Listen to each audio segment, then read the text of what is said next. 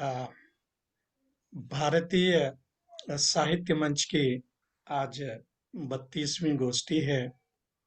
और इस गोष्ठी के पावन अवसर पर शुभ ठीक है। संध्या पर माँ सरस्वती के सभी पुत्र और पुत्रियां, माँ सरस्वती के संतान आज हम यहाँ पर विराजमान हैं।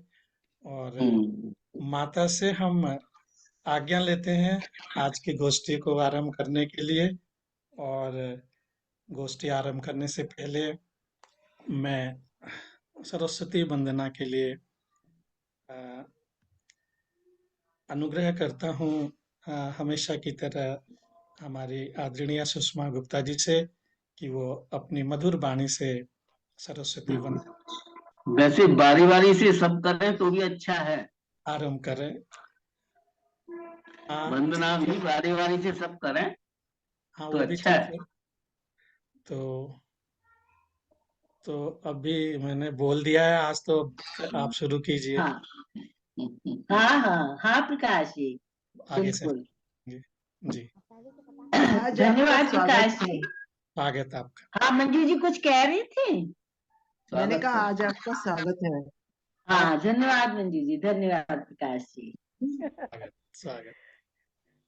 आप सभी को नमन करते हुए मैं वाणी वंदना करती हूँ। नव कल्पना मन में जगे, नव व्यंजना सुर में सजे, वाणी कलम को गति मिले, करी दो कृपा माँ शारदे। नव कल्पना मन में जगे, नव व्यंजना सुर में सजे, वाणी कलम को गति मिले, करी दो कृपा माँ शारदे। कल्पना के पंख पाकर इस गगन के पार,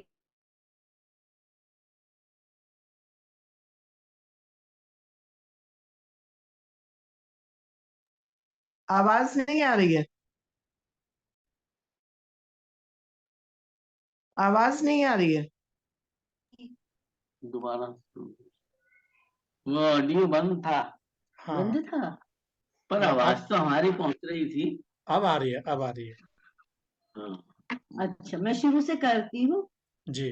नव कल्पना मन में जगे, नव व्यंजना सुर में सजे, वाणी कलम को गति मिले, करी दो कृपा माँ शारदे। कल्पना के पंख पाकर इस गगन के पार जाऊं, कल्पना के पंख पाकर इस गगन के पार जाऊं, तेरी वीणा के स्वरों की साधना में शांति पाऊं। मैं नमन कर गा रही हूँ, गीत में संगीत भर दो। मैं नमन कर गा रही हूँ, गीत में संगीत भर दो। छंद रस नव भावना से पूर्ण नूतन गीत कर दो। वंदना में तेरी ही माँ, गीत अर्चन कर रही हूँ। वंदना में तेरी ही माँ, गीत अर्चन कर रही हूँ। तेरे चरणों में ही ये स्वर पुष्प अर्पण कर रही हूँ। नव सृजन के मंत्र की स्वरधार मेरे मन में भर दो। नव सृजन के मंत्र की स्वरधार मेरे मन में भर दो, अपनी वीणा की मधुरी सी तान की झंकार कर दो। नव कमल सा मन खिले, नव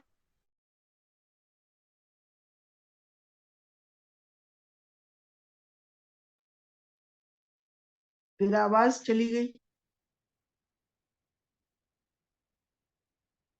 नेट शायद लगता है कुछ गड़बड़ हो गया सबका। वारी कलम को गति मिले, कर दो कृपा मां शारदे। नव कल्पना मन में जगे, नव व्यंजना सुर में सजे। वाणी कलम को गति मिले, कर दो कृपा मां शारदे, कर दो कृपा मां शारदे। धन्यवाद जी। बहुत ही सुंदर और मधुर कंठ से आपने सरस्वती वंदना सुनाई। हमने वंदना सुनी, और जैसा कि हम लोग जानते हैं, हमारा आज का विषय है तकनीकी दुनिया।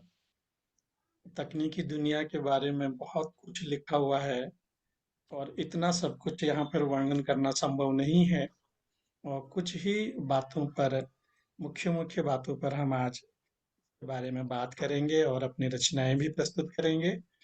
और जैसा कि हम सभी जानते हैं कि पिछली शताब्दियों में पत्थर के औजारों और बुनियादी किताबों जैसे सरल उपकरणों से लेकर जटिल आनुवंशिक इंजीनियरिंग, स्मार्ट मशीनों और सूचना प्रौद्योगिकी जैसे टीवी, कंप्यूटर और सेल फोन तक विज्ञान का विकास हुआ।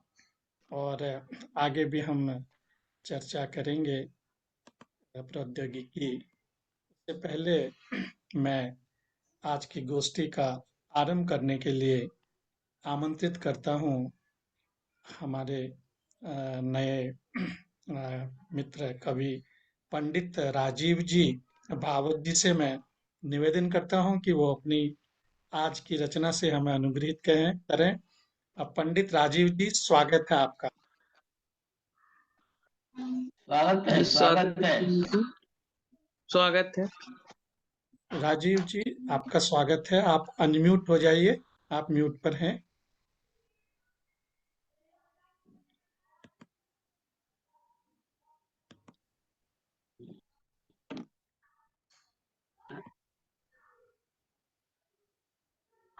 आप म्यूट पर हैं। हाँ, बोलिए। होगा जी। हाँ, स्वागत है। हेलो। हाँ जी। स्वागत स्वागत। मेरी कविता काफी लंबी है, इसमें कोई दिक्कत है क्या? पहले तो ये बताओ मुझे। नहीं नहीं, सुनाइए सुनाइए, स्वागत है। जी। कविता का शीर्षक है काफी लंबी सुशिक्षा पढ़ा। अभियान। सुशिक्षा अभियान शीर्षक है जी। स्वागत। क्यों ना हम कल्याणों हेतु, आवाज ठीक आ रही जी? जी जी। क्यों ना हम कल्याणों हेतु सुशिक्षा अभियान चलाएं, वह पल प्रतिपल विस्तृत होवे, आओ सब जन पढ़ें पढ़ाएं। तो कल्याणिक लक्ष्यों के हेतु शिक्षार्जन संधान करें हम, कल्याणिकता हो या सुलक्षित तब मानव गुणगान करें हम। यूं हम सुख में अभिवृद्धि हेतु शांति मार्ग से हो सन्नद्ध, वन प्राणी खुशियों के खेता पूर्ण सृष्टि हित सुख प्रतिबद्ध। राजीव जी, फिर आपका आवाज साफ आ रही है, लेकिन फोटो साफ नहीं आ रहा। आप बीच में रखिए अपना मोबाइल। एडजस्ट कर ले, पूरा चेहरा आए हाँ। देखें। फोटो कोई वो नहीं है ना, अब ठीक है। आवाज ही आनी चाहिए। चलो ठीक है। नहीं अब नहीं, ठीक है आप। जी। हाँ ठीक है। वीडियो रिकॉर्डिंग हो रही है ना? जी जी जी। तो शुरू से करूं क्या फिर? नहीं नहीं, यहीं से शुरू कोई बात नहीं। फिर सदशिक्षण संधानी होकर सृष्टि का कल्याण करें हम, पूर्ण सृष्टि के हित चिंतन में और नव निर्माण करें हम। होन एटमी अनुसंधान देय सभी को यही सुशिक्षण, पूर्ण सृष्टि प्रफुल्ल व्याप्त हो सद्भाव प्रशिक्षण। सद्भावन प्रसारण प्रतिफल उगे सूर्य फिर सुविकास का, ज्योतिर्मय हो पुनः उजाला प्रेम ज्ञान के सद प्रयास का। तब हो नव खुशियां अभिव्यंजित हो जन जन उनका रखवाला, फिर उनका कर संवर्धन हम पी कर के धो अमृत प्याला। अटल अथक बन सद प्रयासी कल्याणिक अभियान चलाएं, निज सद्भावन सुनियोजित कर प्रगति नव सोपान बनाएं। ज्ञान प्यार और सुविकास का यूं बहे अनंत अजस्त्र स्रोतस, हो जय गुंजन सर्वत्र हमारा प्राप्त हो हमें आरोही यश। दुख न रहे प्राणी जीवन में होवे ये संकल्प हमारा, सब होवे सबके दुख हरता दिग्दर्शित हो सुख उजियारा। तो अत्यधिक सुविधा संपन्न विलासिता का ले सम्मोहन, केवल स्वयं के हित चिंतन में मनुज करे ना प्रकृति दोहन। सब स्वैच्छिक संकल्प लें ये ऐसा एक विधान बनाएं, हो कल्याणिक सुखोद्घाटन सुशिक्षा अभियान चलाएं। दात्री प्रकृति के प्राकृतपन का महत्व सभी को हम समझाएं, ताकि देय स्वैच्छिक सहयोग सब उसकी रक्षा कर पाएं। है सब जीवों का जब प्रकृति के कण कण पर अधिकार बराबर, तब कर शोषण पशु पक्षी जंतु का क्यों करते हम प्रकृति अनादर। प्रकृति हमको देती सब कुछ देती रहे अनंत काल तक, कृत्रिम हो या प्राकृत साधन प्राकृत मूल रहे आवश्यक। हम यूं प्रकृति पर रह आश्रित उससे सदैव लेते जाएं, नहीं उसे हम देवें कुछ भी किंतु रक्षण तो कर पाएं। रक्षण का है सहज अर्थ ये दोहन होवे प्राकृतपन का, आवश्यकताओं से अनुप्रेरित हित सिंचन होवे जन जन का। किंचित अधिक आवश्यकता से किंतु नहीं होवे उपभोग, ताकि सर्वदा रहे सुचारित प्रकृति का प्राकृत उद्योग। यदि गुणवत्ता और स्वच्छता प्राकृत साधन में हो शेष, होवे पुनरुपभोग उनका यह सुनियोजन रहे विशेष। तुष्टिदायी उपभोग उपरांत बचता जो अवशिष्ट पदार्थ, निर्मित हो उससे भी कुछ तो हो जाए वह भी सार्थ। यूं अवशिष्ट पदार्थों में हम शोधें उपभोगी गुणवत्ता, फिर पुनर्विशेषण पा अवशिष्ट करे स्थापित सुख की सत्ता। सुनियोजन से ले सद प्रेरण यदि नैतिक कर्तव्य हो सार्थ, तो सद कल्याणिकता व्यापी यह लोकोक्ति हो चरितार्थ। कि कूड़े कचरे हेतु भी हो यदि समुचित पुनर्प्रबंधन, तो फिर क्यों ना बहु उपयोगी वह भी होए सुदृढ़ संसाधन। तो गीला और सूखा कचरा पृथक पृथक यदि रखा जाए, फिर यह कल्याणिक लोकोक्ति भी नहीं कभी मिथक हो पाए। यूं हमको अब होकर संगठित प्रकृति रक्षा करनी होगी, हम यदि तिरस्कृत करते उसको तो फिर करनी भरनी होगी। नित नवीन हम लगा रहे जो यूं ही कूड़े के अंबार, पुनरुपभोगी शोधन पर भी होवे संयत सहज विचार। यूं खाद्य पेय संग अन्य पदार्थ नहीं नष्ट हो अनुपयोग में, वे रहे पूर्ववत ही संरक्षित अथवा आए सदुपयोग में। पेयजल और श्वासवायु हैं दो जीवन आधार तत्व, ये ही सतत संचरित रखते देह मात्र में प्राण सत्व। हम क्यों ना फिर इन दोनों तत्वों को नित्य प्रदूषित करते जाएं, और समझ विदूषक स्वयं को इस उपलब्धि पर इतराएं। जल मानव के शिरा तंत्र में सत्वसार बन बहे निरंतर, शक्ति सुचारित रखता है यह सतत रूप उसके अभ्यंतर। जल रक्त रूप ले शिरा तंत्र में सदा सर्वदा रहे उपस्थित, यह शारीरिक सत्व तंत्र को सुनियोजन में रखे व्यवस्थित। इसे व्यर्थ ही बहा कर जो नश्वर रहे जल भंडारण, जाए काल के गाल समा हम अपनी मंद बुद्धि के कारण। तो इसी कुंठ दुष्वृत्ति से प्रेरित करते हैं हम वायु दोहन, मानव मन से विनाश वर्ण का यूं न कभी टूटे सम्मोहन। किंतु दूषित दुहिता वायु प्रतिफल हुए विदित दो दुख कर तथ्य, दोनों हैं जीवन संहारक और रहे सर्वथा ही सत्य। प्रथम रहा अति क्रूर कृत्य विकसित वन्य विनाश, और दूजा नवोद्योग विभूषण छूने हेतु सुखाकाश। वन्य हरितिमा के मेटन से यदि ऑक्सीजन मात्रा हो अल्प, सोचो श्वास सुचारण का फिर बच रह जाए कौन विकल्प। तो अल्प मात्रक ऑक्सीजन जो शेष बच रहे सृष्टि सार में, धूम्र प्रसारित आघातों से परिणत हो वह भी विकार में। धूम्र प्रसारण सदैव होता प्रकृति विनाशक उद्योगों से, बढ़ते जाते नित नवीन जो विलसित मानव उपभोगों से। और अधिउद्योग प्रसारण से हो अनियंत्रित यातायात, जिससे नित्य प्रदूषित होती श्वास सुचारक शोधित वात प्रदूषण ही के संग में करता है अधिशोर गुंजारण। इंजन चालित सभी वाहनों का कार्य समरूप व्यवहारण, यदि सब रखे निजी वाहन तो संख्या वरे वृहद विस्तार। इंजन जागृति से सड़कों पर धूम्र शोर का होय प्रसार,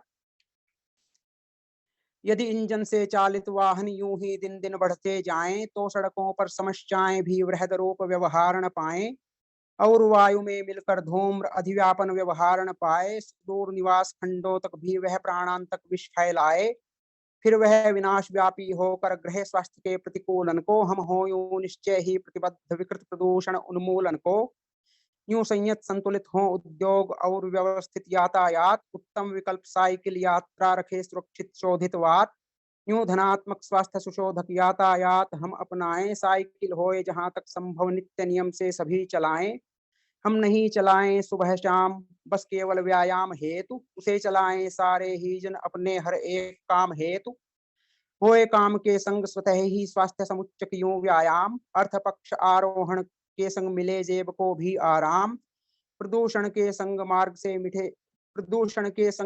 से मिटे सघनता का व्यापार, सामुदायिक यातायात यूं देय निवारण सूत्र सुचार, सुदूर यात्रा अल्प समय में सहज भाव से करने हेतु, बाधाएं सब हटे मार्ग से शांति शैथिल्य प्रभाव समेत, इंजन वाहन हम यूं स्वैच्छिक सदा सर्वथा चयनित करते, सुदूर यात्रा होवे सुगम्य सहज रूप यह विकल्प वर्ते, किंतु यदि इंजन होवे मात्र एक और अधिसंख्यक सहयात्री समाधान शोधिनी नीति यह होए सफल परिणाम प्रदात्री, यूं हटे मार्ग से वाहनों का विकार व्यापी सघन प्रसार, पथ में व्यापे सहज सरलता का सुगमतर यात्रा व्यवहार, किंतु यात्रियों की अधिसंख्या से होवे निश्चय भार भी अधिक,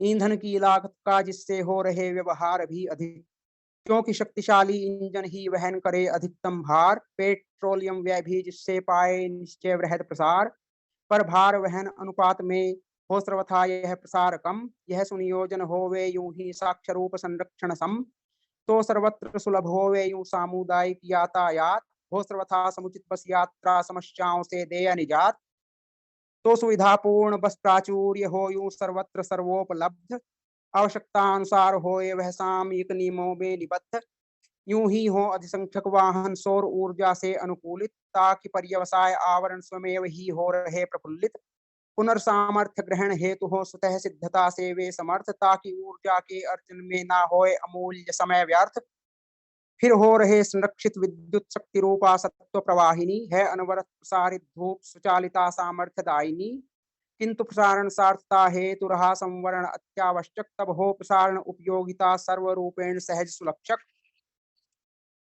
संवरण हेतु अति आवश्यक होवे किंतु सुदृढ़ आधार, जिनमें सिमट सके निश्चय ही प्रकृति दत्त वह सत्व अपार, फिर अति कुशल नियोजन से वह होए अभावों तक संचारित, ताकि स्वास्थ्य सापेक्ष स्वच्छता निश्चय ही हो रहे व्यवहारित, इस स्वप्न के सत्यापन हेतु हो सुनियोजन युक्त विकास, ताकि सफल हो रहे अवश्य मारक दूषण मुक्ति प्रयास, ताकि व्यर्थ ही में लंब पंक्तियां करें न पुनि पुनि यात्रा बाधित, लेते लेते टिकट न यात्री क्लांत शांति से हो अवसादित,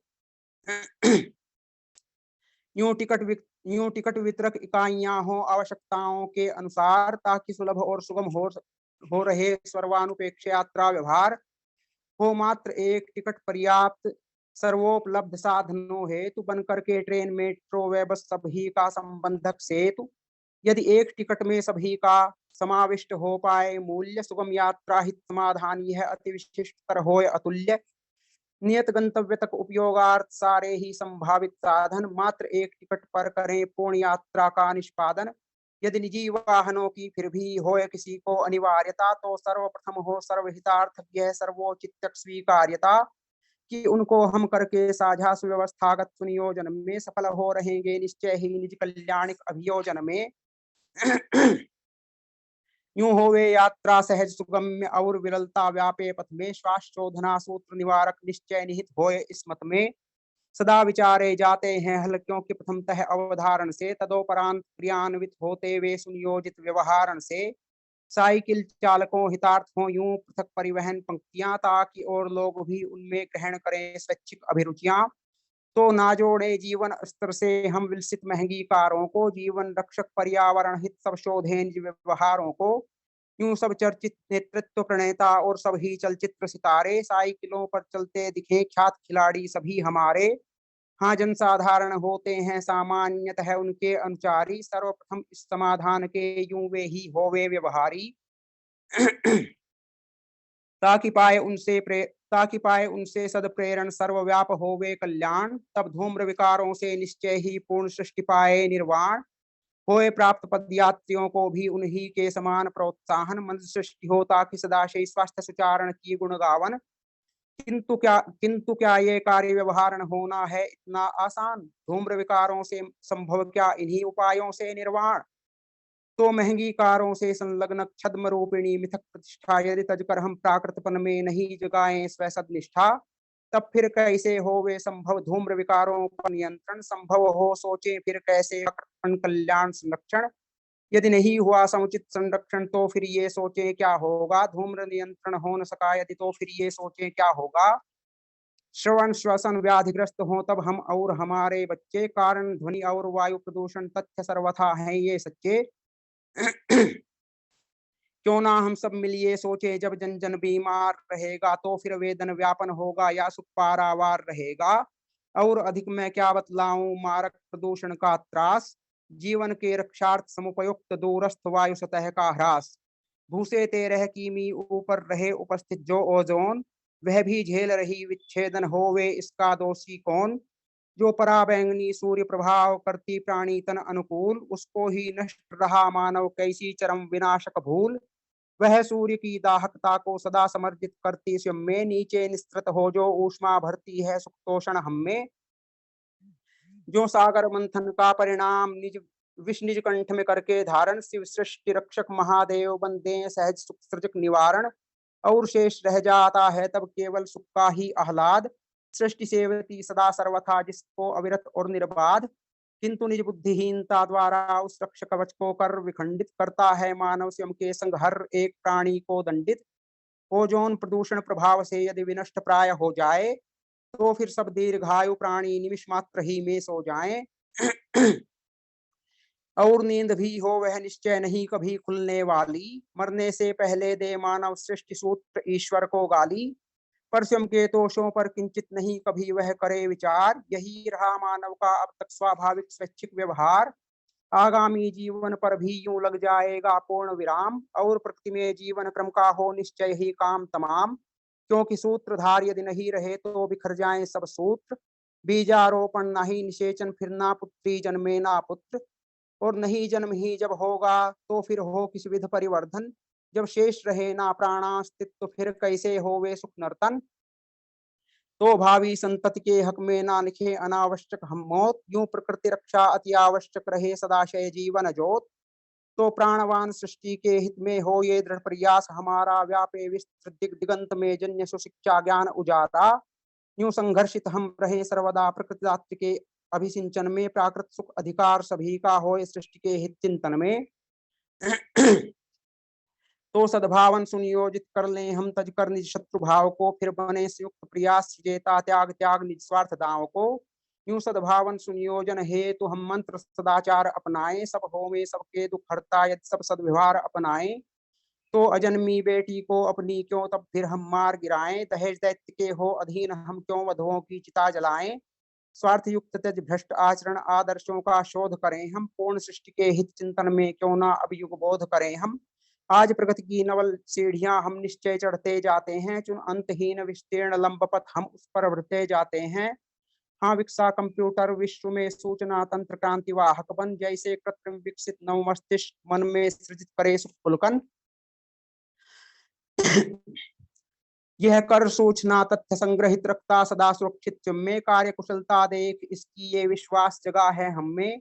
धारण कर इससे अवलंबन नेट प्रणाली हो क्रियान्वित। प्रसारण में दोनों का यूं होता है सहयोग समन्वित। तो तथ्य संग्रहित और संरक्षित करे प्रथम कंप्यूटर यंत्र। सूचनाएं फिर करे प्रसारित इंटरनेट प्रणाली तंत्र।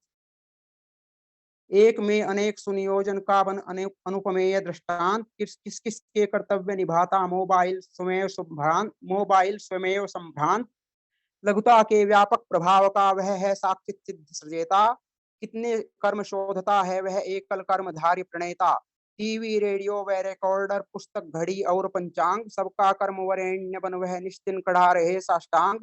ट्रेन टिकट खाना मंगवाना या धन का आदान प्रदान। पथ दर्शक बन रहता है वह जहां यात्री हो अनजान। घर बैठे दुनिया दर्शन का एकमात्र है समुचित साधन।